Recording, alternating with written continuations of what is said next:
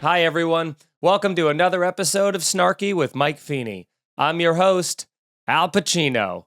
Hooah!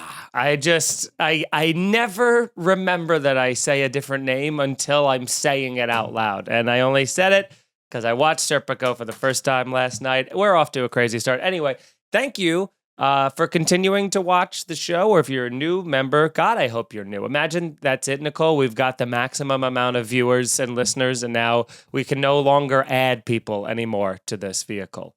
Anyway, this is a show where I get your suggestions and things to rant about, where I also just rant about anything I want, honestly. And it's been fun so far, and we're drinking while we do it. I say we because I'm joined by my trusty producer, Nicole Lyons. Hello. And today we're going, listen, this is going to be, if this podcast has taught me anything so far, it's that as good of a cocktail mixologist as I am, you really just don't want to fuck with the classic. So we're back again to just the classic Cadillac Mike Feeney patented margarita. And I don't know if you noticed a little difference today, Nicole, from the last time I made you a margarita. It is sans the coconut in it. And also, I don't know if you tasted a little effervescence, a little sparkle, perhaps. I added a little splash of club soda in it, which is my fun little trick. You got just the Grand Marnier, fresh lime juice, tequila, and agave nectar, and then a little bit of club soda. Give it a little fizz. Doesn't it make it taste like a fun little adult soda? It really does. It's so good. I'm not just saying this. I would be fine with just getting rid of all other drinks in my life to just have this be the go-to. Well, this is probably going to be, we're just going to be a margarita podcast. If I don't get sponsored by Jose Cuervo by episode 10, I'm officially pissed, and they'll be on the fuck that person list. So the clock is ticking, Jose Cuervo. Right now, leave them alone. But until be careful. Anyway, welcome to the show again. And thank you so much for those of you who have left a positive review on iTunes. Leave a 5-star review. Go to the, follow the show. Tell some friends about it. Go to the YouTube, youtube.com/Mike Feeney Comedy. We premiere every episode at noon Eastern Standard Time on Tuesdays. So you can hang out and watch it live or not. Or just watch it later. I don't care. Leave a thumbs up, leave a comment, do all the algorithm bullshit stuff. I know some people actually literally wrote just commenting to help the algorithm. You don't understand. I love that. That's great. I mean, fully support that, I was going to say adventure, but I wanted to say venture. When do you use venture in a sentence besides venture capitalist, Nicole? When would you use it?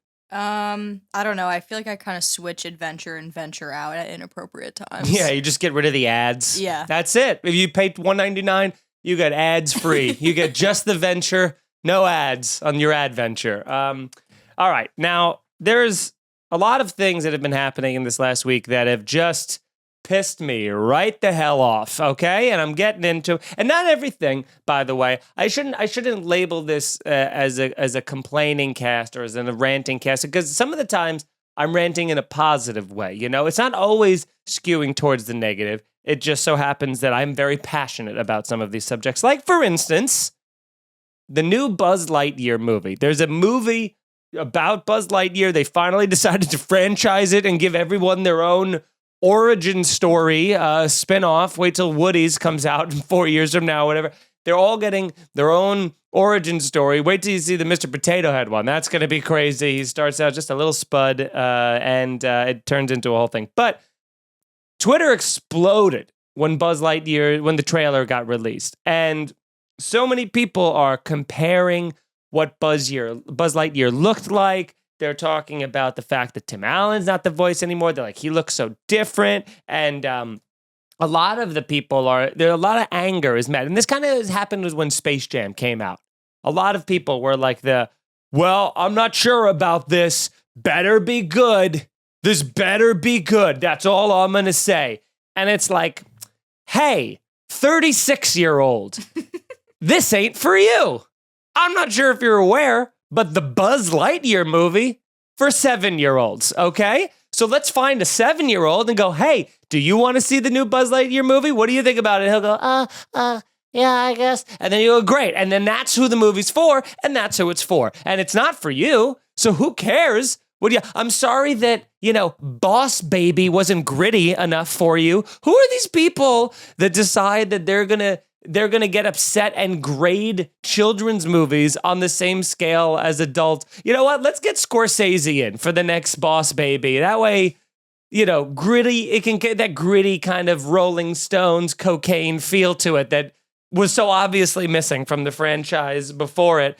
But these are people that they're just trying too hard. And I was trying to think of a good name for people that are like this, that take to Twitter and complain and really, honestly, first off, if you think you're a movie critic, you're a loser. If you are a movie critic, loser, But if you take to Twitter and you're not even professionally paid to be a movie critic and you're still giving your fucking reviews of it, then biggest loser. So I the only thing, because I'm like, you got elements of losers, you got elements of trying too hard, and the only name I could come up with for those types of people, and this is what I'm going to label them from here on out, they're a stinker. All right, they're just here's my review of you. Thumbs down. You're a stinker. Anyone who's grading movies on Twitter, stinker. Social media, stinker. Grading children's movies, stinkeroony. How about that? You're fucking out of here, dude. You're out. And so, fuck those people. There we go. Fuck that person, the stinker. All right? Cheers to you. God damn, this is a good margarita. This is one of these margaritas I can tell Nicole it's going to give me energy. I disagree. I feel like it's going to get me blackout. I did have a heavy hand in the pour. Nicole, what do you think about this Buzz Lightyear? Do you have any rooting interest in the Buzz Lightyear movie? I haven't seen the trailer or anything. He looks hot though. The Buzz Lightyear. That's an interesting take. Well, who is he? Is it Chris Evans that's supposed to be? I don't know. Chris Evans, Chris Pratt, Chris, good-looking white guy, action hero, blank. I don't know. It's one of the Chris's, I guess. But I don't care. Like, I probably won't see it. I didn't see Space Jam, the sequel, and everyone's like, it was so bad. It was awful. LeBron should be embarrassed. It's like, I'm pretty sure LeBron made like $30 million doing that, and now he has a movie to show his children, and he can be like, I was in a children's movie. Did we take a poll on children? Did children tell us that Space Jam sucked? Or did children have a real fun time at Space Jam, the sequel? If that's the case, shut the fuck up. Like, let the children enjoy their movies. Who cares? That's what we should do, Nicole. We should start a panel of children who review children's movies. Let's find little Siskel and Ebert and get them, just put them in suits with little bow ties, make them sit on those director's chairs that are too high so their feet have to just kind of go back and forth and dangle like that. Let's do that. Let's get little baby Sis and Ebes and then just have them. And then when they like something, they'll be like, cool, and then when they don't, they'll be like, it was okay. Like, because no kids have like a hard opinion. Anytime a kid has a hard opinion, they stare at their feet. Do you notice that? If you're like, do you like Elmo? And they go, yeah. And then you go, do you like Texas Chainsaw Massacre? And they go, no. They don't really have hard opinions on anything. They're very malleable. You could change a kid's mind on anything. You're like, do you like Oxygen? Yeah. Okay. Oxygen stinks, right? Uh-huh. And you're like, you fucking little, just have a spine, would you, child? All right? Make your own opinions. Stop trying to just agree with the group, all right? You're such a little, you're in the rat race already, man, Be a free thinker. I don't know what I'm saying. It's too early. All right. But speaking of stinkers, let's go on to another fuck that person right out the gate. And that is people who make their Venmo transactions public. These are the same people that are accountants by day and then come to a comedy show and then come up to me after a comedy show and they're like, everybody says I'm like kind of the funniest guy at my office and that I should probably like pursue it, but I don't know. What do you think? I mean, I'm thinking about it. I don't know, you know? And you're like, I don't know, because I guarantee you this, you're a stinker, all right? And I don't mean to keep using it. It came out naturally and it felt right. And it's just, and they're awful. It's like, you know, anyone that sends, first off, why is there a bank app that is showing transactions? That seems ripe for the picking in terms of getting, what is the word I'm looking for? Identity theft, or just stolen or hacked? Take any of those words. That's what I feel like it is. But I don't like the idea that you could see people sending money and what they sent it for. It's such a weird thing in general to try to add a social media element into it. But also, no one ever is just like, for coffee, you know? They have to put like the eggplant emoji for gay sex, you know, and they put like the little raindrops like come, and you're like, oh, wow. So good. So good. And I bet you're like unironically saying that's what she said, you know, and you're not doing it in like as an homage to Michael Scott, you know, who kind of made that cool again. Because people think, if you're saying that's what she said now, people just assume you're doing like a Michael Scott, you know, homage. But if you're doing it before that, you were just an asshole. And that's what I feel like anybody who does that, you know, they're like $15 for gay sex. And you're like, I don't know if there's a physical punishment that I could see inflicted upon you that would be enough for me. You know, like if you're like, we're gonna electrocute his nipples, and I'd go, that's a start, you know, but let's get higher. And they're gonna be like, we'll waterboard him, and I go, what else? How about we'll peel off his fingernail, and you go one at a time, nice and slow, and let me watch. That's what I say to anybody who makes a public Venmo transaction. Fuck that person. Cheers to everybody else who's not that. And if you are a person who watches the show and who does that, there's still time to change. You can grow, but better start now, because I'm coming for you. All right. Terrible idea. Chewing ice. I knew it. The second it entered my mouth, it was going to be a problem. But another thing that's been in the news this week has been, and Nicole, I guess you said you didn't know about this story. I teased it to you. We did a pre-show tease meeting, and there was a hiker who went missing for 24 hours. And he was missing for as long as he was because the police were trying to contact him, and they were calling him over and over again, but they were calling from an unknown number, and so he didn't answer it. And so he ignored all of the calls and was out there. He got lost on a trail. The sun went down. He got all confused. So he spent the whole night kind of bouncing around, looking what sort of trail he should go on or whatever. And he eventually found his way back. And then the internet was like, what a fucking idiot, blah, blah, blah, this kind of stuff. And I can't believe it. And I have so many problems with this because, number one, I don't blame this man at all. At all. First off, 24 hours, not long enough to even file a missing persons report. So I don't know what kind of a slow day it was at that precinct that they're like, yeah, let's do it, all points bulletin. Secondly, don't call me from an unknown number. All right. If the person who was like, I'm calling the police because I don't know where my friend is and I'm worried about them, well then call me from that phone. All right. Because there's nothing worse than being lost in the wilderness, worried for your own survival, and then getting calls from bill collectors. I'm not about to answer that. Also, if he was really that lost and it was that much of a problem, but he still has cell phone service, wouldn't he call somebody and be like, hey, by the way, I'm totally fucking lost? I think he was a hiker guy who was like, you know what? I'm lost. This is my little Bear Grylls moment, you know? This is my little man versus wild. I'm going to figure this out on my own and be a bushwhacker, you know, and just go around and try and figure my own shit out. And it was fine. I mean, he ended up figuring out himself. They never needed to come help him. But the police were like, please, in life and death situations, please answer your phone if an unknown number is calling you. And you're like, I probably won't. You know what I mean? Like, if it's a life and death situation, I'll be on the phone before you're calling me. I'll tell you that right now. I'll be sending text messages to people. I'll be also maybe just opening Google Maps. I mean, that's probably another option.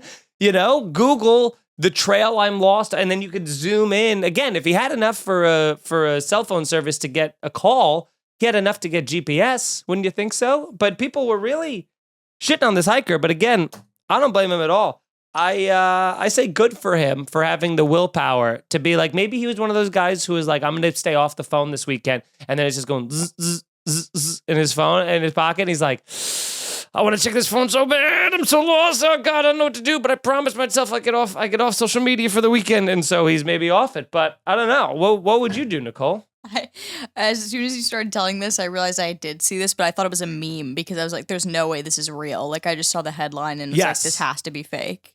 I know, but it was a real thing. But the more you read about it, because initially you're like, man lost in the woods, doesn't pick up phone from unknown number. You're like, all right, that's, like you said, that's a meme. But then when you read it more, you're like, oh, he wasn't missing for that, long. It's just like he was supposed to get there at 8 p.m. and then they were calling him by like midnight.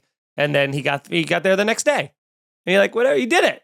I mean, this is not a story of what a dumb idiot that guy is. This is a leave that person alone segment is what I'm realizing. Leave that person alone, the hiker. Leave him alone. The man figured out his own problem. We should be praising him like a man who knows how to change his own oil and replace his tires and all that other stuff.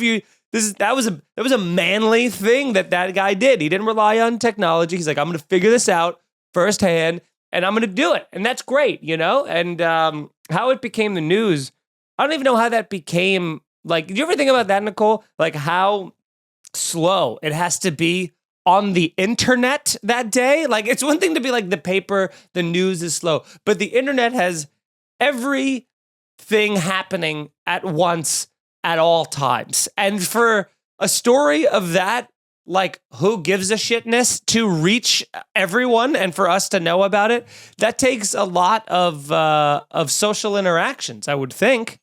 Yeah, it's just like man was not actually lost and got out fine is basically the news. Yes, and I think I've said this, I might have even already said this on this show, but that is my biggest pet peeve of people who tell almost stories. That's what I call them. I almost got in a car accident. Well, I know the ending. You didn't, so fuck off, You didn't get just lead with that. Hey, I didn't get into a car accident just now. I go, oh, me either. Look at that. Guess we were just driving, so, all right, well, that's that. I also want to give a quick shout out to everybody who came out to Governor's at McGuire's in Bohemia this past weekend. That was so much fun. I did 2 shows out in way out in Long Island, like very close to where I grew up, and I hadn't been out that way in like 5 years, doing comedy in more than that.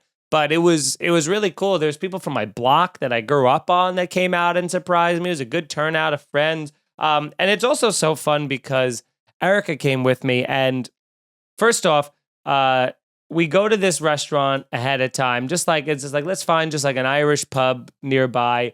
So we find this bar, nice Irish pub, got great reviews or whatever. We go in there and it's just like, I forgot how 1987 Long Island is in some parts where it's just frozen in time. It's just kind of like the big hair, it's like $3 drafts or like all of it is like, I don't understand how this is only 50 miles from Manhattan, like and I'm going there being like, we're like, man, this bar restaurant must be like 30 years old. It must be one of these staples of the community. And then we get the menu built in 2017. What? How? What? What are you crazy? How? It all looks like it's like a time warp. It's all like that brown, warm wood. You know what I mean? That old like wood paneling everywhere. So we go in there and we just have a classic middle-aged woman, Long Island woman, as our waitress who has the entire restaurant as her section. And she's running around with like medium wet hair. You know what I mean? Like she definitely took a shower and then just went right to work. And so it hasn't dried yet. But like she doesn't care who she tried to impress. Fuck you. So it's like part of it. You're like, I respect that, but at the same time, you're like, get your life together. And then she comes over and like her whole attitude, which is I love, which is I didn't realize I missed this is like what I grew up with. It's just people who work in the service industry who are just over it. They're just They've had it. They've had it with you. They've had it with everyone. They've had it with this whole godforsaken industry. And I'm looking at this menu, and this food menu looks like it was if I opened a restaurant and they were like, Mike, what's everything you'd want to eat? It was one of those where I'm like, every single thing looked delicious or like looked like something I would like. So I go, I'm having such a hard time. So I settle on, I go, you know what I'm going to do? They got some specials. They got a special soup. They got beef barley soup. I'm like, I haven't had beef barley soup in a long time. There's a little cold chill in the air. I'm one to fancy myself around a cup of beef barley. I know my way around a good one, So I'm like, you know what? Irish bar, they'll probably do a good cup. I'll do a cup of beef barley soup, and then I'm going to go to get a Reuben. Boom. Nice Irish meal. Close it. Waffle fries. Happy hour draft. Let's go. So the woman comes over. She goes, you guys ready? And she's also like delivering drinks to other tables while asking us. And we're like, yes, when you're ready, And then she comes over and I go, this is the exact interaction. I go, I'll have the beef barley soup. And she goes, nope. That was it. She just said, nope. And then I go, oh, okay. Why? And she's like, I don't have that. And I go, oh. Okay, because it says the specials right on the board here. So, okay, I guess I'll get the giant Bavarian pretzel then. I panicked and pivoted to that. And then and I go, and I'll take a Reuben. And she goes, okay, great. And then she goes to Erica and she goes, what do you want? And Erica goes, I'll have the ahi tuna salad. And she goes, nope. And she just literally like, there's no pleasantries. There's no like, sorry, I'm out of that. It's like we're on a game show and we guess the answer wrong. Just show me ahi tuna. Oh, all right. Well, sorry about that. Better luck next time. How about you, Mike? I gotta try the beef barley soup. Bing, bing, bing, bing, bing, bing, bing. I've never seen anybody just go, nope. And then pause and then just wait for me to figure out what that means. And then I thought she was just scolding me. Like, no, you haven't earned the beef barley soup. You can have the pretzel, but you need to clean your room before you get the beef barley soup. It was insane. I was like, can I get the corned beef? Because it was like they were going to put corned beef and pastrami. I go, can I get it without the pastrami? And she gave me a look like, I mean, I don't know how we're ever going to make that work, but, we'll give it a shot, as if I was asking. By the way, is there a place in the kitchen where you can launch me into space? Can I go up there with Elon Musk real quick before my Bavarian pretzel comes out? And so I ended up, we got the pretzel, very delicious. I got the Reuben, one of the worst I've ever had in my life. Very unfortunate. It was like I was eating the tongue of a shoe. I bit into it. The whole piece of corned beef came sliding out of the sandwich. And then as a joke, I took one corner of it, put my canines, sunk them into the other corner of it, and pulled to illustrate to Erica how ridiculously hard it was. And it didn't break, by the way. It never broke. Corned beef should be like butter. Like you can break it up with your tongue. I was like a dog toy that I had. And then, of course, like a coward, she came over a minute later and was like, how is everything? And I'm like, so great. Thank you. Thank you so much. I just was so sick of getting yelled at. I couldn't afford to be like, actually, I don't really like this. Is there any way I can? Nope. So I didn't want that to happen. So I just filled up on pretzel. So that was what I did. And then the next day, we went somewhere else for food. So Long Island, you son of a bitch, I missed you. And I really missed that energy. That nope energy. Oop. That was fun. I said nope, burp, oop. Nope, burp, oop, energy. I missed it. All right. We're moving on. Is that how it is? Is that how it was up in Binghamton where you grew up, Nicole? Nah, well, I don't think so. But a lot of my family members were like people who would send things back, so I'm super passive and will never send it back no matter how bad it is. Yes, there is a fine line. I don't send stuff. It depends what it is. Like it depends on the day, it depends on what the meal is, it depends where I am. If I'm in an Irish bar and the lobster, the lobster meal that I ordered isn't up to par, that's on me. Like if you order lobster at a diner, people would be like, I ordered the crab cakes, and if for some reason they weren't good from this place that had 450 options well, then that's on you. But if you order if I order a grilled cheese at a diner and the cheese is cold in the middle, I'm gonna send it back. It's all based on the things. But also having worked in the service industry, I am very hesitant to send stuff back. And when I do send stuff back, even when they're completely wrong, I could be like, give me a burger with with no lettuce and tomato on it. And if it's all filled with lettuce and tomato, I'll be like, I'm so sorry. I didn't want the lettuce. I'm so sorry. Because I don't want anyone in the back to spit on it. You know what I mean? I just don't want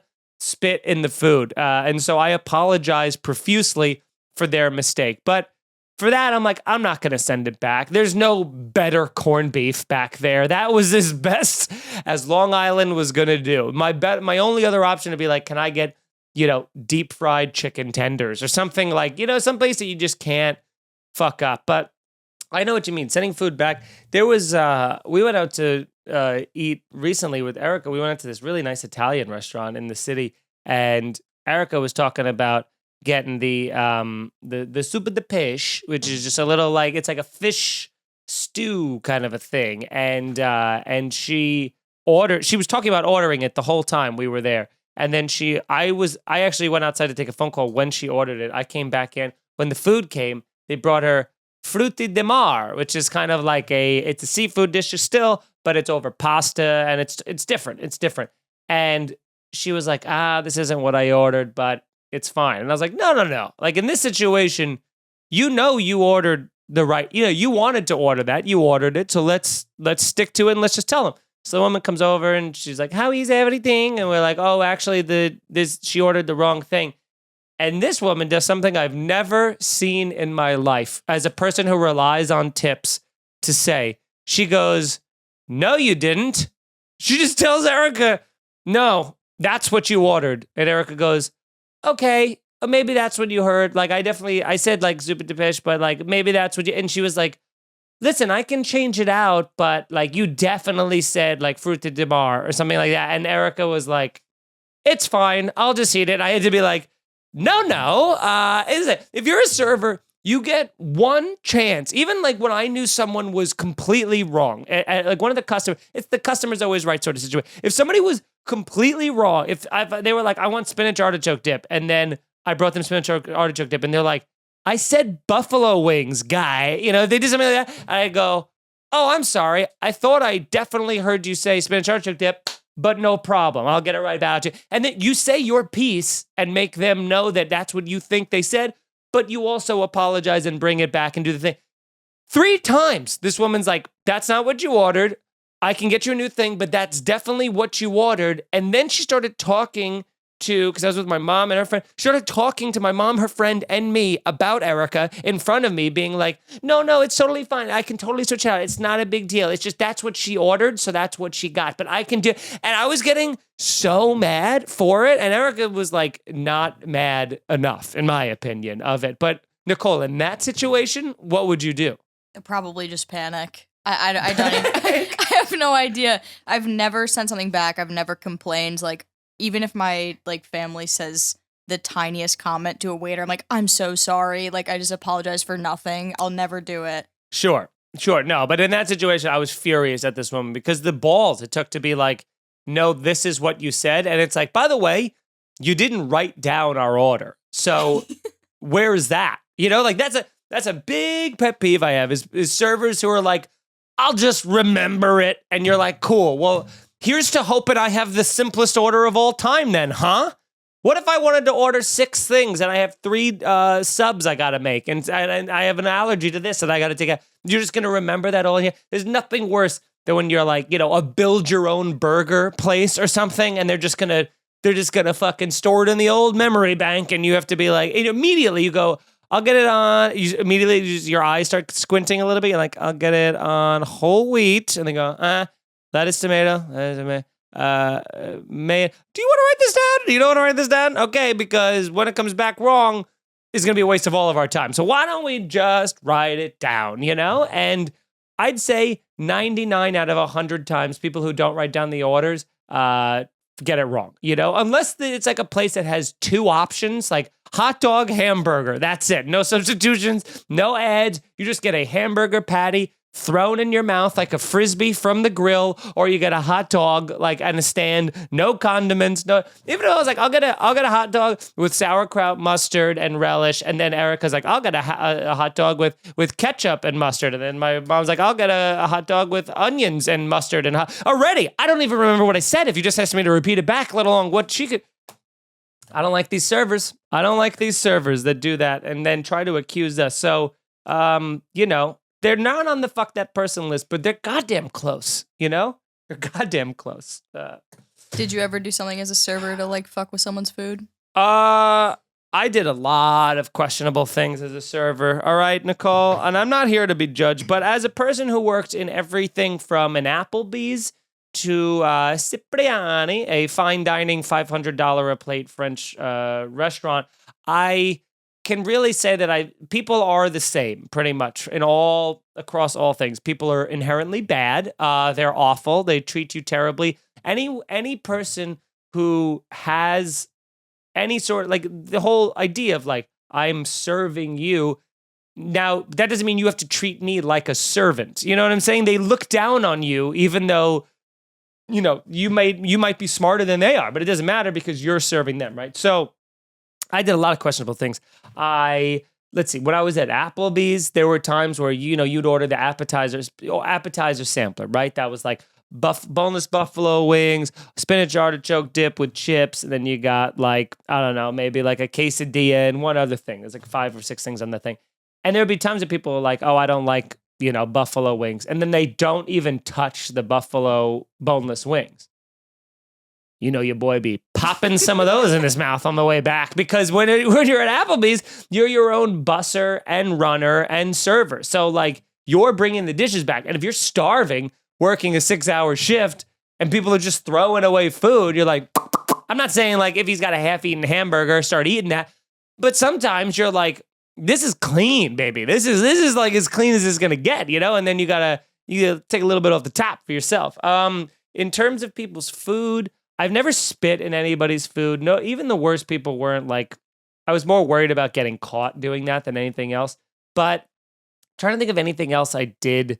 There was definitely times like food fell on the ground that I was like, oops, and then just put it back like that. That doesn't even come into my consciousness as like something to bring up because it's so normal in kitchens where you're like, sorry, if you wanted to not have your food go on the floor, don't be at Applebee's. So have you eaten at Applebee's ever? Guess what? You've eaten off the floor, So if you're a germaphobe, you're not eating good in the neighborhood. You're eating off the floor of the neighborhood. That's what you're doing. So that's their new slogan.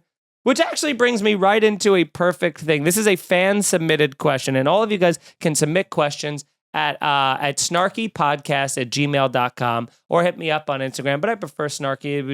It would keep it all in one place for me. snarkypodcast@gmail.com. Send me some topics you want me to rant about or things that piss you off. And this is actually goes perfectly right into it, which was submitted by Alex, and he says, the boss who can't do your job or tries and fails but still acts high and mighty, or bosses who treat you like a child. And that is kind of exactly what has happened with me when I worked at Applebee's. Because, some of the places you work at, and actually it kind of goes for all restaurants in general, but like nobody works in restaurants because that was their goal. You know what I mean? Like that was never anyone's like, I can't wait till I get out of college and I get to go work in a restaurant. Like that's not, it's a temporary period. It's a setback, most likely, It's a way to just get some cash coming in. And so anytime I worked at restaurants, I have a real problem with authority to begin with, but I have a particular problem with authority in restaurants because some restaurant managers, like the one I had at Applebee's specifically, would really treat you like an idiot, which was so enraging because you're like, listen, there's still a chain of command that has to exist. So I understand you can't just say fuck off to your general manager or something. But like my general manager, I think was like doing night classes to get her GED or something like that. And I'm like, listen, I'm not a whole like whoever's the higher educated person is smarter, but also like whoever's the higher educated person, probably smarter. Like that's how school works for the most part, And it's like, she hasn't been to college. She hasn't been in school since she was 14 years old. I was like, I graduated 3 years, magna cum laude. I feel like I should be given the benefit of the doubt to like not explain to me the difference between a juice and a soda. You know, like when they're like, actually, so this is orange juice and this wouldn't be under the soda category. But Sprite, what do you think that's under? So correct. Good job. Great job on soda. And you're like, how? But also to give her a little bit of credit, she was managing drug addicts for the most part. It was mostly, I've never seen so many people doing coke and selling drugs than I did working at Applebee's. And it's just like and I met some friends that I'll have for life at that place, mostly drug dealers, but they're good-hearted people. But it is funny because a lot of young people work at Applebee's too. I get that, like 16, 17-year-olds.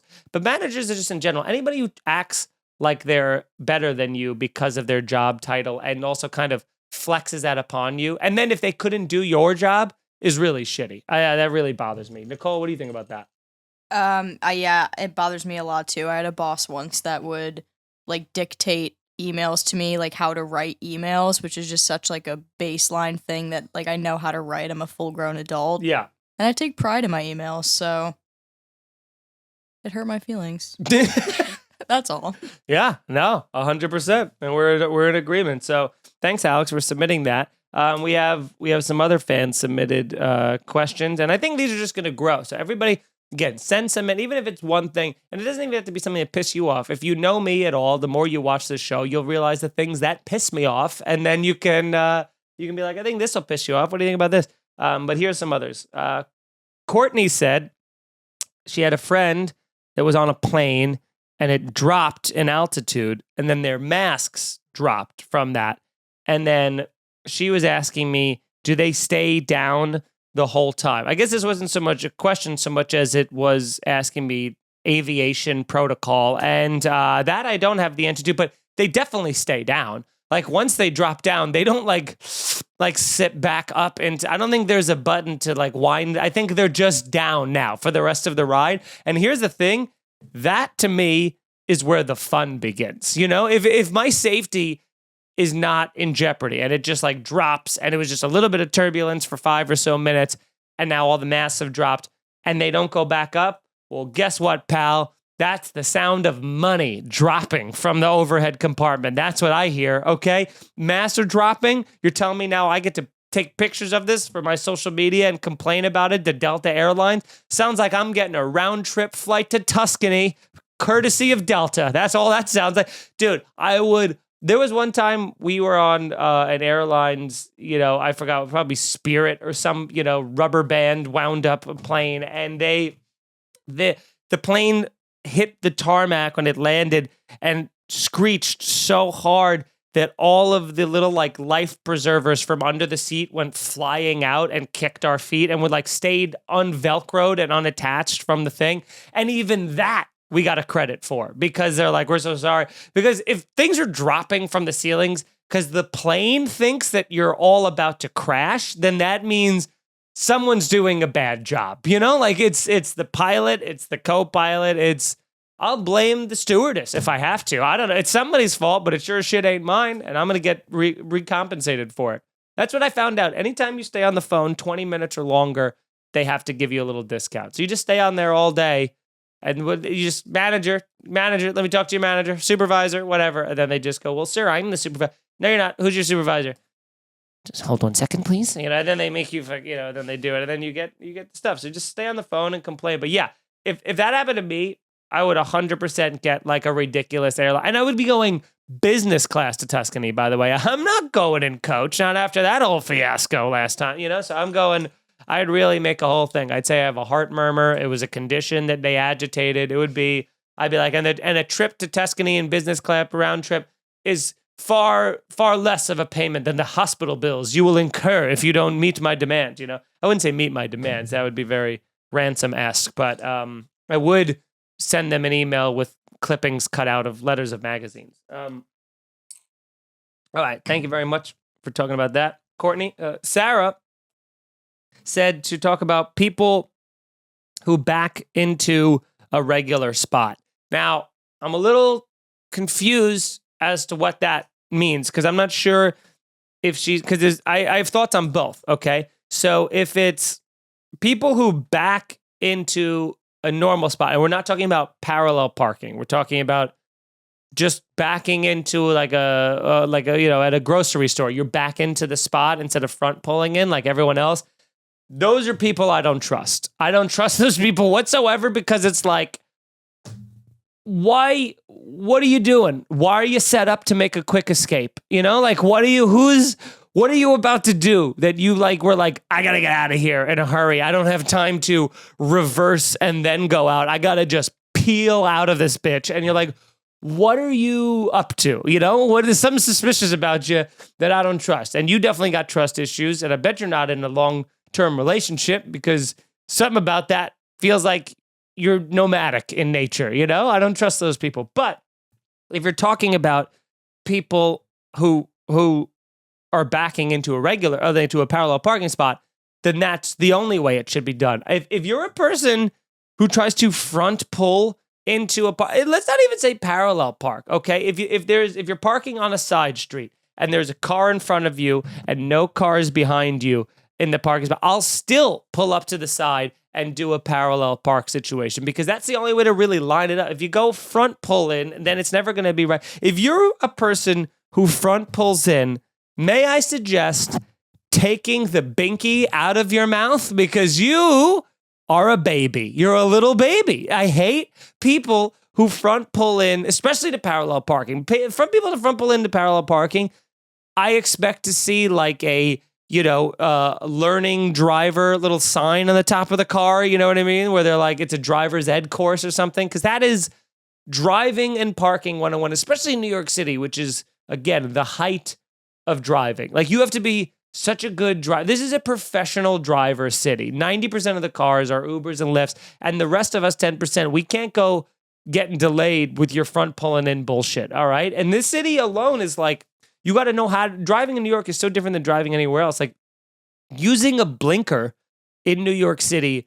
is a sign of weakness. I don't know if you guys know that, but if you use a blinker and you want to get into the left lane, whoever's in the left lane sees that blinker and goes, oh no, fuck that guy. And then just starts speeding up so that you can't get in. I don't know why they do that. So you have to start going into the lane. And as you go in, you hit the blinker like, I'm in. That's what you have to do. Because people are bad people, as I've mentioned, and they're monsters, and they deserve hell, And if I could just have the James Bond sort of thing where you press a button and then it drops all the little like jacks and little like spike strips out of the back of your car, how cool would that be? If every car had that like 3 times over the 10 years that you own it, if 3 times over those 10 years, you could press a button and the asshole who's tailgating you just gets just 4 flat tires right away, that would make me so and even if they're like, you have to incur the cost of their 4 flat tires, worth it at any price, because just to see them shaking their fist out the window as they get smaller and smaller in my rear view, that's a dream of mine. That's a regular occurring dream of fantasy that I have and hope to someday achieve. Will you help me figure this out, Nicole? Absolutely. Okay, enough said.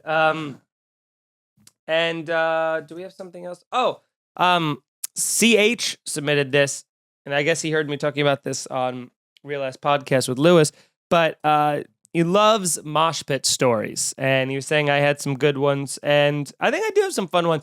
So there was mosh pits are such an exciting, terrifying thing, because again, it's full adrenaline, it's full fight or flight, and you don't know what to expect. Like, you could take one step in and get all your teeth knocked out, or you could go in and knock someone's teeth out. It's really just, there's no like, it's not like a one-on-one fight where you go, here are my odds against this hulking man. Instead, it just goes, fists are going to be flying, here's just to hope it. And then you go in and I like to just spin as much as possible. So I'm a moving target.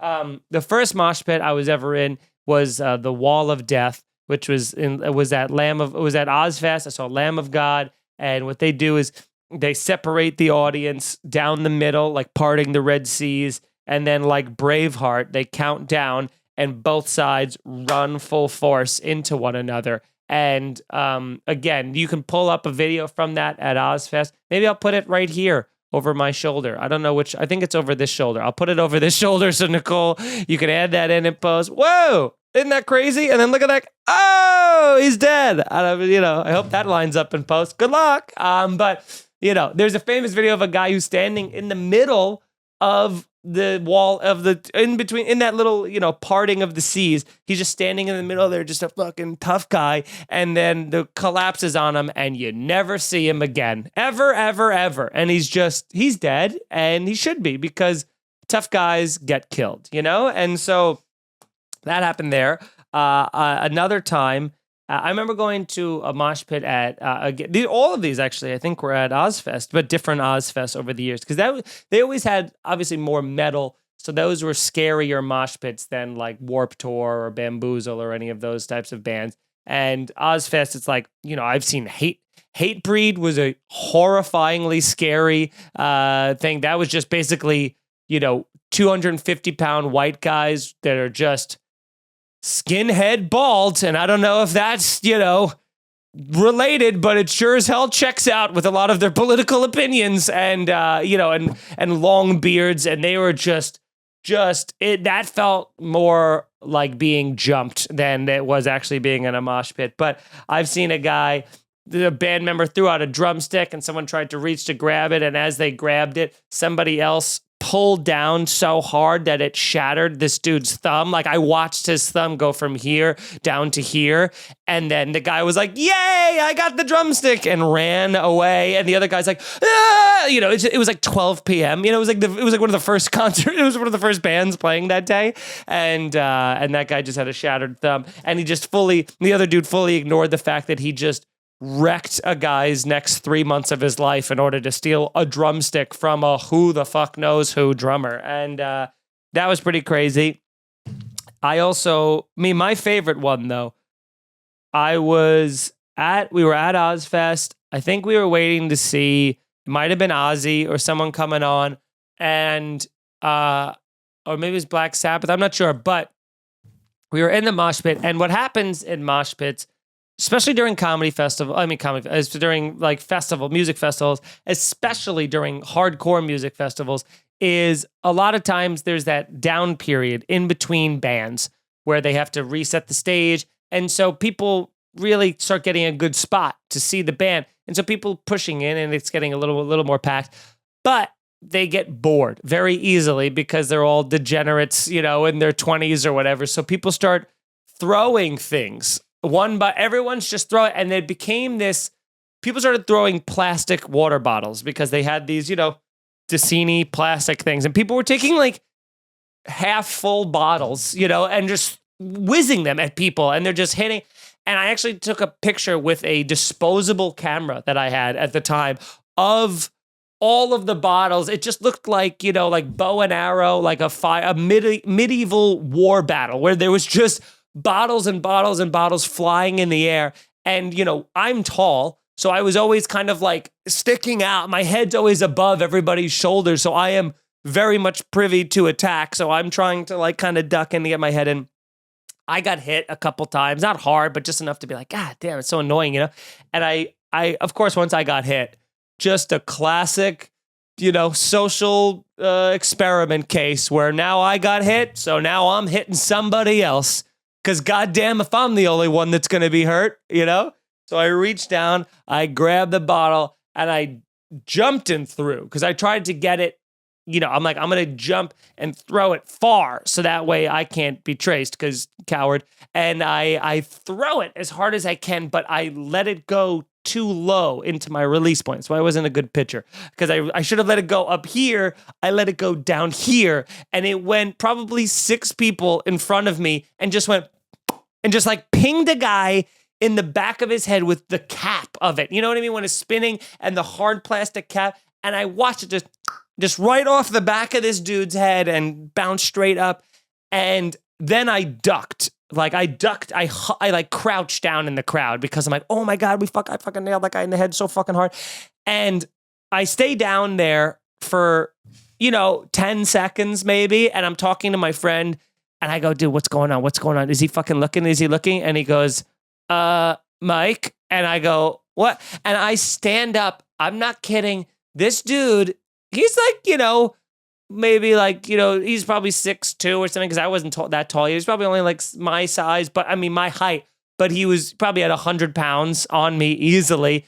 Long ponytail, hair kind of a thing, metalhead. He was bulldozing through the crowd like he was like a giant triangle, like a snowplow. Like people were getting tossed aside and he was beelining it directly towards me. And I have a decision to make in that moment, because I'm like, I know when I hit him, he had his back to me. So there's no way he actually knows that it's me. So my best move is to just be the deer in headlights and just act like, what's going on? Because how could he attack me? And I don't know what happened in that 10 seconds I was crouched. He knew it was me. And he came barreling through the crowd. He grabbed me by the shirt, ruffled it, picked me up. And his words as he screamed in my face were, "I will take your fucking skull," is what he said to me. He threatened to take my skull off of my body and bring it home with him for dessert. Of course, he said it very angrily like this, but and I think I was like, okay, like, what do you say to that? When someone threatens to take the skull off your body, you just go, you got it, man. You win. I don't know. Please don't. Like, what should I say? What can I say to leave my skull intact? I'm like, we're all throwing bottles, it was whatever. And the best part was while he was threatening me, another bottle hit him. And I saw him kind of like just do that like neck cracking, like, and then he let me go. And I made sure to not go in that mosh pit, because he was in there really taking his anger out on people, He might have taken a few skulls during that show, but that was the scariest moment of my life, where I'm like, I'm going to get my teeth knocked in, and I kind of deserve it, but also it's like, that is my luck. There's 10,000 bottles flying back and forth, and this guy's able to pinpoint. Someone narked on me. I bet it was my friend. He was probably like this, Like in Dumb and Dumber, where he throws the fucking salt, and then Jim Carrey's like, he's like, pointing at him. So that's probably what happened. Wow. I'm not going to eat this ice cube. Put it right back in for you guys. Quality. That's what this show is about. Great. Again, you guys, MikeFeeneyComedy.com. Come see me on the road. I got dates coming up in Arlington in early 2022, like January, February. I'm going to be in Arlington. I'm going to be in Boston. So I got a bunch of dates in a bunch of new cities coming online. Maryland, I believe. So just keep checking MikeFeeneyComedy.com for dates. Get those tickets when they go on sale. And, again, watch my comedy special, Rage Against the Routine. And Nicole, did we plug your life where people can find you? My Instagram is Nicole C. Lyons. There you go. Follow her on that. If you like any of my clips that you see from Instagram, maybe you are an Instagram follower or a Twitter follower, or you follow me on TikTok and you were like, I didn't listen to the podcast before, and then I saw that awesomely hilarious clip of yours from the podcast. Well, that's all Nicole. Nicole's not only the producer, she's the editor. She's the last stand, She's the reason that it exists on the internet. If it wasn't for her, I'd be recording this, and then I'd just go on living my life, and it would just stay on my memory card until it ran out of room, and I'd delete it and do this all over again. And maybe that's what should be happening. We'll decide. The internet will decide as life goes on. But again, you can always submit questions, snarkypodcast@gmail.com, or rant, not even questions, topics at that. But I do want to get to this before we end, because this is, you actually brought this up, Nicole, and we didn't get to it last week, but I think it's a great topic, which is airlines now having lower than economy. There's actually, they've added a lower section than the lowest section and I don't know when they did this. It feels like recently, but it used to just be like economy, first class. And then all of a sudden it was like economy, first class, business class. And now it's basic economy, which is, first off, it's like so hurtful. Like, economy is already a hurtful word. Like, if you go to a rent-a-car place and they're like, do you want the sedan or do you want the convertible? And you're like, can I have the economy car? They're like, Um, okay, yes, you can only afford $14 a day, huh? All right, well, you're in the day woo. Have fun, you know? Basic economy basic coupled with economy is it's so very hurtful, isn't it, Nicole? It seems like too much. Yeah, it is. My friend said that it upsets her so much that she's just expected not to have any luggage or pay an extra $50. Oh, I hate that. Isn't that? And it's not even like they've gotten so cheap with that. It used to be like, if you're gonna check a bag over 50 pounds, listen, they used to give you reasons. They used to go, well, if you're gonna be over 50 pounds, you're adding more weight to the plane, so it burns fuel faster. The price of fuel is kind of high. So, you know, we're going to have to charge you the $50 to check the suitcase. And you're like, that sucks, but okay. Like you broke it down for me, you know, itemized, so I can't really complain. And then they were like, if you want to bring a carry-on, you're going to be in trouble, you know? And you're like, what? And then they go, oh, you know, you walk onto a plane now and they go, oh, whoa. Sorry, sir. You didn't say you were bringing a plastic bag from the airport gift shop on board. Oh, no. That'll be $38.46. And you're like, where did you get the number from? How did that work out? Show me the itemized thing where $38.56 is the breakdown of how much it should cost to bring this weightless bag onto a plane with me. Every single time. And if they ever go, can I check your luggage? You know, can we check it? And I go, and I'm not talking like security. I'm talking about when they go, they want to tag it. And they're like, you can just pick it up. Isn't that cool? Because there's less room in the overhead compartment. I go, nope, I can't. You know, I got my insulin in there. I just start making up medical issues that I need it for. That's my bag is my therapy dog. You know, it's my emotional support bag. And if you take it from me, I will start screaming on the plane, and I don't think anybody wants that. You know, I'll start screaming about QAnon, and everyone's going to have a real bad trip to Jamaica, you know? So I don't like that. I also don't like that they've seemingly took out any shot at legroom, you know? Like I'm just smelling my knees the entire way. My knees are up here as I'm on the thing. Also, like Frontier Airlines, talk about a dog shit. I know Spirit gets a lot of shit, but Frontier is even shitty. Frontier, the seats don't even recline, which I didn't know was a possibility. Like, remember there was once in a while you'd book a flight and you'd book the last seat in the plane right next to the bathrooms, which already you hate yourself for, but then that doesn't recline. So it's like already you can't recline and you're near the stinky bathrooms. But Frontier, you could be seat number 4. You could be in the 4th aisle and it just doesn't. You just have to sit straight up like a psychopath the entire time and just sit straight, posture correct for the entire 3 hours of your flight until you get there. And it feels like this wood table. That's how, with like a piece of leather this thick, drape it over it. And then they're like, this is what we call a chair. And you're like, I don't care for you, you know? So I hate them. I hate them so much. And I think that time during the pandemic, they really panicked because a lot of them were going to go out of business and they didn't know what to do. And then they were like, now, you know, they were doing that for a very brief time. They go, we just want you guys back on airplanes so bad. We won't even book the middle seat.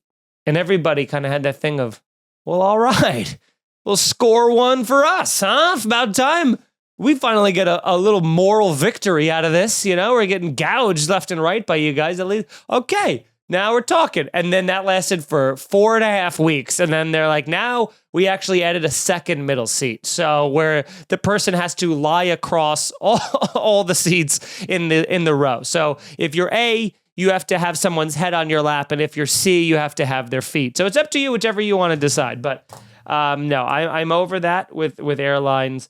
I'm a real picky airline boy. I'm a Delta guy. I'm a JetBlue guy. Outside of that, they're all suspect. Virgin's pretty good if you're on that, but those are like, I feel like I'm staying at a W hotel when I go on a Virgin Atlantic flight. It's like they lower the lights. It's all purple. It's like an indigo bathroom. You know, I'm getting served, you know, martinis up. You know, it seems very, I mean, it's what I was hoping that, you know, flying would be at this point. But they're also like, oh, you want to fly to Los Angeles from New York? That'll be $950 for coach. And you're like, get out of here. just get out of here, you know? What's your favorite airlines to fly, Nicole? I don't fly a lot, but when I go home, I do Allegiant, which is like, I'm sure pretty close to Spirit. Like it feels kind of like cardboard inside, like a movie set. Like it feels fake because it's just so cheap. And then I flew JetBlue once recently too, and was like, wow, this is so much better. It's insane. JetBlue is great. They got leather, they got TVs, and it's like I don't even care about the TVs. Just give me something to do, you know. I did skip over one fan submitted question that I do want to get to, and we can end the show with this, which is someone said this bothers them: being in line at a convenience store and getting stuck behind people who buy not one but a bunch of lottery tickets, but haven't decided which ones they want.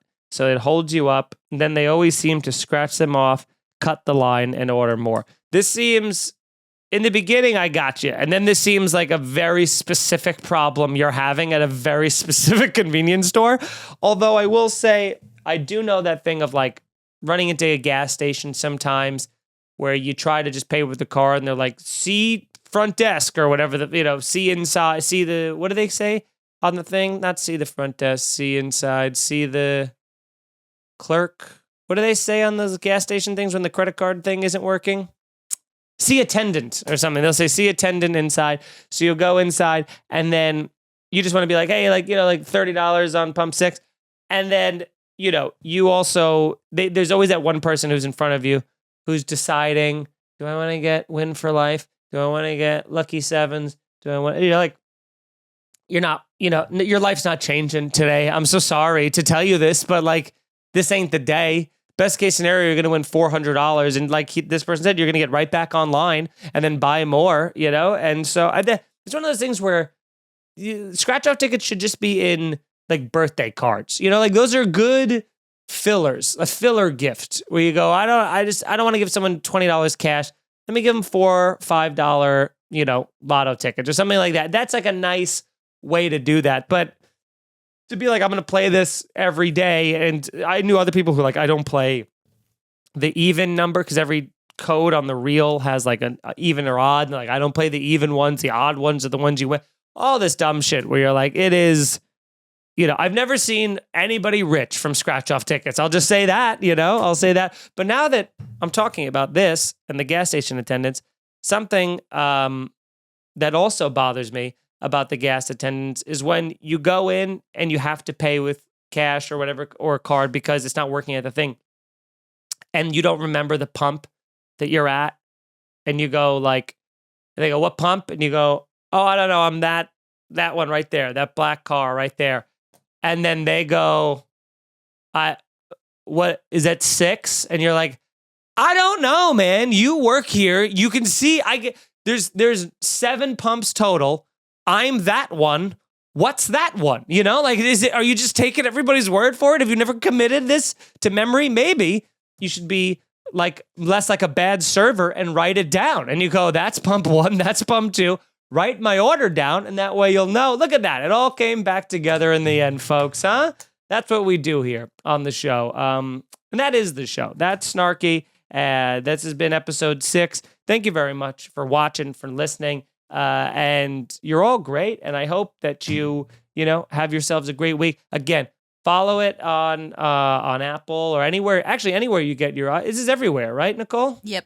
Everywhere you get your podcast, download, listen, share with some friends. Tell some friends, for the love of God. I appreciate every single one of you who've left a review, who follows and watches it on YouTube and all that other stuff. And also, I don't want to discount this. I know that a lot of people are either ors. I would highly recommend doing both. A lot of you, maybe you're commuting to work on Tuesdays, or you're at work on Tuesdays when the show premieres on YouTube. That's fine. Listen to it on your way to work. But then I would, at some point that week, go back and watch it on YouTube because it enhances the show. Because I think we're a great audio podcast. But when you watch it, Nicole's got killer graphics that are coming up that are really funny. You get to see my drink get lower, which explains exactly when the show goes off the rails. I've been done with this drink for 38 minutes, I think. So it all kind of checks out. So watch the YouTube version. And again, just tell some friends. You're all the best. Thank you very much. Until next week. Cheers, everybody. See you soon.